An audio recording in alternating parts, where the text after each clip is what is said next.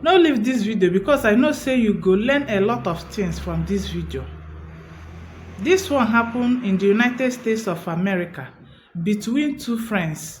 I mean bosom friends. One of the friends name na Pekka Taylor, while the other one's name na Regan. Regan call her friend wey be Pekka one day. Dey break news give her, dey tell her say she don become pregnant. Pekka come rejoice with her, come dey tell her also that she don also become pregnant. So two of them come happy for each other. But truth be say, Pekka no get any baby for her womb. She just dey claim say she dey expect baby because that time na the time wey her relationship with her boyfriend dey shake. The boyfriend wan leave the relationship and she dey find every means wey she go take hold the boyfriend back for that relationship. So she come dey claim say she get belle. As time goes on, the time wey e don reach make person wey get belle, make the belle dey show, she begin dey wear that thing wey woman dey wear, wey go make the woman look like say the woman get belle. She begin dey wear that one. And she be that kind person wey dey like to post everything for social media. Almost everything that happen in her life, she dey like to post am for social media.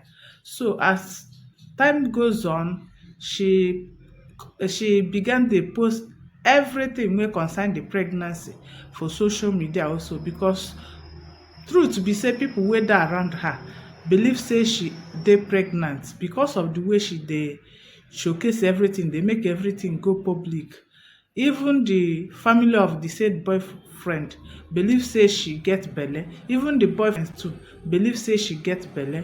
Nobody know her plan. Nobody know say she get another motive behind her claim. So na so dey waka dey go so tey the time wey e come dey post say she don go for ultrasound. One day she come dey post say she dey come from hospital and she don go ultrasound. She come dey post wetin be the gender of her pikin wey dey for inside her belle. Meanwhile, sometimes she go ask her friend questions about her own belle and the friend go explain things give her, and that na how dem take dey do their friendship since. They no dey hide themselves things. So even the gender of the said friend na wetin she said she dey carry for her own belle, not knowing she had another plan. So the time wey the belle of her friend don dey reach like 35 weeks, she also dey claim say her own don reach 35 weeks. She one day come out to the social media, come dey post where she and her boyfriend went to beach. They played and snap pictures there. She still post that one, put for the social media. And one day so she come still go do baby shower and she still put the celebration of the baby shower for social media. So nobody knew her plan all this while. So the time wey the belle come dey reach like 35 weeks, she still come ask her friend how many weeks wey the belle don reach. The said friend wey her name be Regan come dey tell her say the belle don reach 35 weeks. So and you know say around 35 weeks, 36 weeks na the time wey women wey get belle dey deliver their babies. And she be a practicing nurse. She know a bit about pregnancy and childbirth because of her profession. So nobody knew her plan all this while. Oh. Nobody knew say she no get any baby for her womb. So the thing come dey reach the 35 weeks. She come call her friend for phone one day, come dey ask her whether she dey house. So Regan wey be her friend come accept say she dey house. She come tell her say she wan come visit her. Regan say okay, with all pleasure. She said okay, I dey house, make you come. She no know say all this while she have been doing researches in Google, in YouTube, to know how babies that are 35 weeks, how they look and how they take do CS. Na all those researches she dey do because she get plan. So that day wey she dey come visit her friend wey get belle, wey her name be Regan, she carried all those equipments wey they use to do CS. She carried all of them, and she still carry hammer join them. As she reach Regan's house, come knock for Regan's door. Regan come open door. Immediately she dey come inside, she began dey attack Regan wey be her friend, and Regan no expect that one from her because she no know her to be that kind person. So she come dey defend herself. They ask her wetin I do, wetin happen, why they attack me. She no fit tell her anything. She continued the attack so tey the woman come fall for ground. The time wey she come look and see that she don fall for ground and she dey very very down, she come bring out all those equipment wey she carry come, and that her friend wey her name be Regan get another baby before wey don reach 3 years, and that baby dey upstairs dey sleep the time wey that thing dey happen, and they dey for sitting room wey dey downstairs. So the time wey she come notice say her friend don fall for ground, she come carry all the equipments wey dey for inside the bag wey she carry come. She carry and come dey cut her friend belle. Cut the belle so that she cut the belle from the other side to the other side of the belle. She no even cut am as they dey do CS. She just cut from the other side reach the other side of her belle, come carry the baby wey dey her belle, go enter her car, come dey drive for road like say na she get road. So na the kind speed wey she carry dey drive for road, na that one make police come stop her.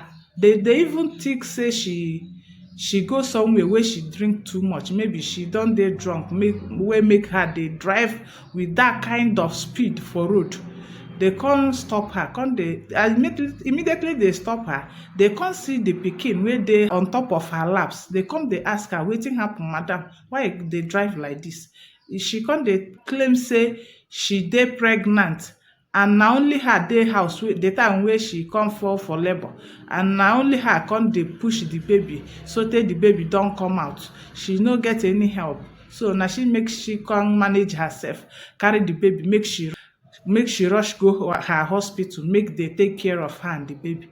So na that one make police tell her say we go help her. The policemen come promise say they go help her. They even call ambulance, make ambulance rush come carry her and the baby to the hospital. So immediately the ambulance came, the policemen help and carried her and the baby to inside the ambulance. Na so the ambulance carried she and the baby to the hospital. Na for the hospital, the doctors wey dey there, they talk say the baby don kpai, and they begin dey question her. They ask her where the hospital wey dey go for antenatal before, make we contact them, make we know things about the pregnancy and you. So she come mention one hospital, so they come search for their computer. They no see her name for the people wey dey go for antenatal for that place. So they no fit understand wetin she dey talk. They come check her, they no see any sign say na she get the baby. So the doctors in that hospital began, so they call the policemen wey brought her and the baby. Come dey report to the policemen say this woman wey una bring here, no be she born this baby o. We don check her, we no dey see any sign wey go tell us say na she born that baby wey she carry come. So na so the policemen come dey wonder wetin make her come do wetin she do. Abi na person pikin wey she carry, so wetin happen? They no fit understand anything. And at the same time, the mama of her friend wey she don kpai, go the house of her daughter, make she go check on her daughter, because she also know say the pregnancy don dey reach the time where the daughter go put to bed. Make she go check whether she dey okay. So as she reach the house of her daughter, she come open the door. Immediately she came inside the sitting room, she come see the daughter on the floor, lying flat on the floor, and she come see blood stain for everywhere. She come dey ask the daughter, she even think say she still go fit talk. So she because she dey face downwards, so she come touch her. She come notice say the daughter also don kpai. She come turn her around. she come see wetin her eyes no fit carry. Na so she begin dey cry, dey call police number, and immediately she came inside that sitting room, she saw the 3 years old baby wey her daughter had before, where the baby dey stay around that place where her mama dey lie down dey look at her mama. So na so she come begin dey call policemen. So immediately the policemen came, dey help her carry her daughter to where they go take care of her body. So the policemen come begin dey do investigation. Na the time wey they begin dey do investigation, they come notice say e get case of one woman wey carry a newborn baby wey no be her own, dey drive for road with heavy speed. So na so they come ask those policemen from the other police station where they get the report from, how e take happen, the day the thing happen. So with everything wey those policemen from the other station don explain give them, come dey make them realize say na that woman wey do the thing wey happen to her friend wey be Regan. So that time police don even keep her for their custody since. Na that time wey they come hear that one, they come still carry her go her house go do research. Na for her house they find out from her laptop say she don dey do research since for Google and YouTube, how they take do CS, the equipments that are needed for CS, how babies wey dey 35 weeks dey look like.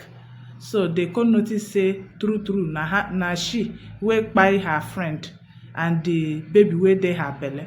So for court there, because this thing why they tell you don happen for like some months ago, na for court there they come give judgment say they go kpai her by electrocution. Dem go use electricity put her for her body so tey she go kpai. So this one na the result of having a jealous friend, because if I should say, what I can describe her as is a jealous friend. That's those kind friends wey dey like to dey compete with you for nothing, wey dey like anything wey be good thing wey happen to you, wey dey go dey assume say na them wey the thing happen. Those kind of friends no be healthy friends at all. Na those kind friends na im kpai this woman and her baby. Those type of friends no dey healthy at all to dey keep. Thank you for watching this video. Please share and like. Bye bye.